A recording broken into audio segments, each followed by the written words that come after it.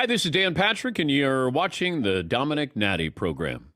The layout of your show is so iconic. So it's like, I mean, are athletes hitting you up and saying, "Hey, I'd like to display on your mantle"? No, not at all. I just asked Carson Palmer when we had him on. I said, "Where's your Heisman?" He said, "It's out in the garage." I said, "Well, what? Why don't you send it to me?" He goes, "All right, I'll send it to you." And then he sent it to me. Okay. Darius Rucker, the lead singer of Hootie and the Blowfish, they won a Grammy. And I said, "Where's your first Grammy?" And he goes, "It's in my bedroom."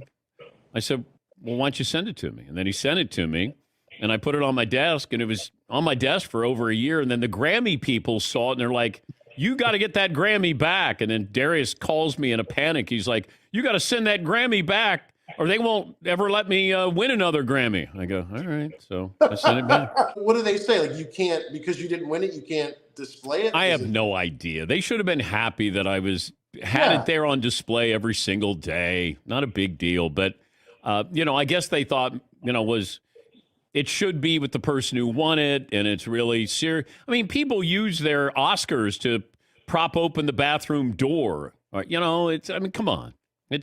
Celebrate it, use it, show it. That was the point that I was. A lot of times you go, well, hey, I'm going to hide that, or I'm going to put it in a safety deposit box. I understand you want to put certain things in there, like Super Bowl rings, but if you win the Heisman, I'd put it on the hood of my car if I could.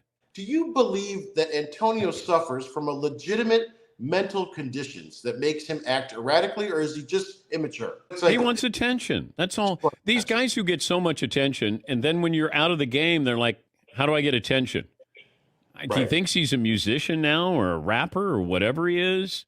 And then, he's exposing himself in a pool in Dubai. And, you're going to tweet out a picture of you and Photoshop with Giselle. Like, that's a desperate person. It's sad. It really is sad. Now, if you could choose an entertainer for the Super Bowl halftime show this year, who would you have chosen? I would have chose Taylor Swift, but Taylor says that she's got to wait till she re-records all of her albums. And I would have been curious who she would have brought in.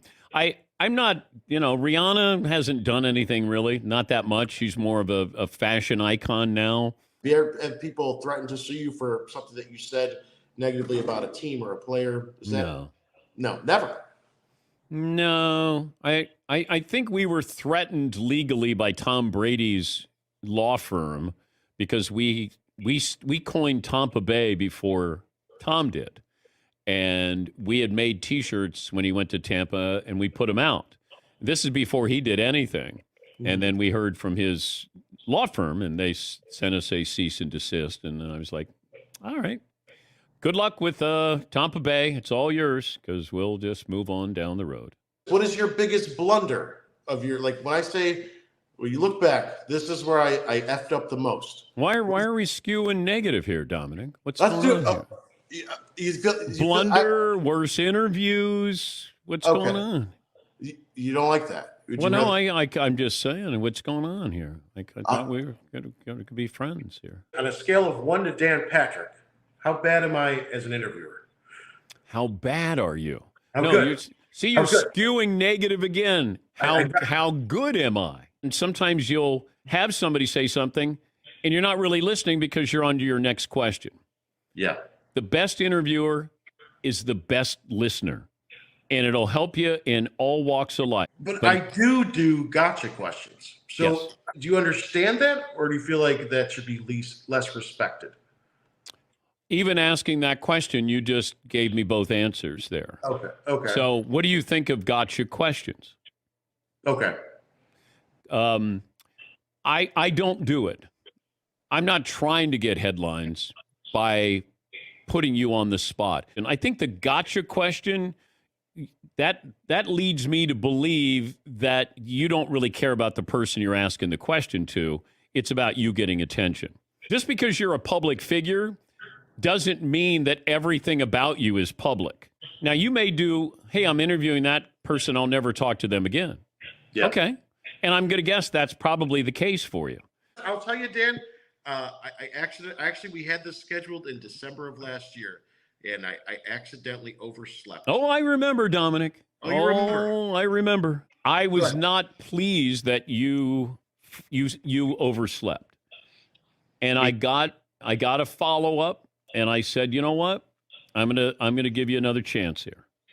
And look, we make mistakes. That to me was inexcusable, but then I don't know what's going on in your life, and you did oversleep. I took time out, but hey, you know what? Who am I? I thought you were going to lead with it, and I thought, oh, are you not going to bring... So when you're doing your gotcha questions a little bit, I was going to turn it on you and go, explain to your audience why you overslept when you were supposed to be interviewing me, Dominic. My pillow fell on my... I have so many excuses, Sam. I don't want to... No, don't tell me your pillow fell on your alarm clock. My pillow fell on my phone, and I couldn't hear the alarm go off. Oh, I was... No, you should have stopped when you just said, hey, I'm sorry. Now, all of a sudden, here we go. Dog ate my homework. You're better than that, Dominic. See how you did with a gotcha? You did horrible. I know. You did horrible. I deserve this.